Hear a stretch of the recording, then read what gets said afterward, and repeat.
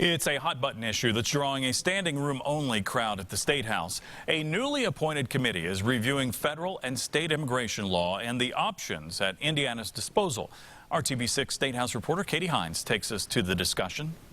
The meeting comes as the topic is fresh on the minds of many, one day after the U.S. Supreme Court heard oral arguments on President Barack Obama's immigration plan. It's a plan that would protect nearly 4 million people from deportation, and it's one that Indiana, along with more than 24 other states, is challenging.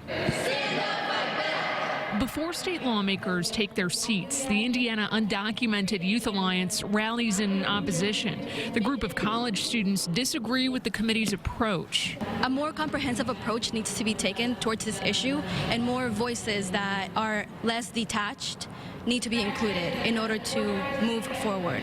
So we feel like this is a direct attack on our immigrant community. But I'm also here in my Kansas Secretary of State Chris Kobach is one of the first speakers to testify in front of a standing room only crowd. He's advising the state to require all employers to e-verify or check through the federal government's internet-based system their employees' eligibility to work. And he's recommending Indiana require all voters to show proof of citizenship. But the problem is, every time a non-citizen votes, it effectively cancels out the vote of a citizen. And in the case of really close elections decided by a handful of votes, then you have a very real risk, and indeed that risk has materialized in some places, of where the non-citizens' votes can actually tip the scales. Today's meeting is the first of 6 scheduled, and after all of the meetings are concluded this fall, the committee is then expected to draft recommendations, possible legislative changes to the full Senate. Katie Hines, WRTV6.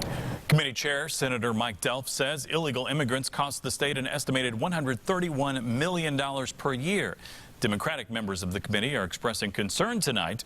The nature of the review is punitive, and the hearings could be a sounding board for anti-immigrant ideas.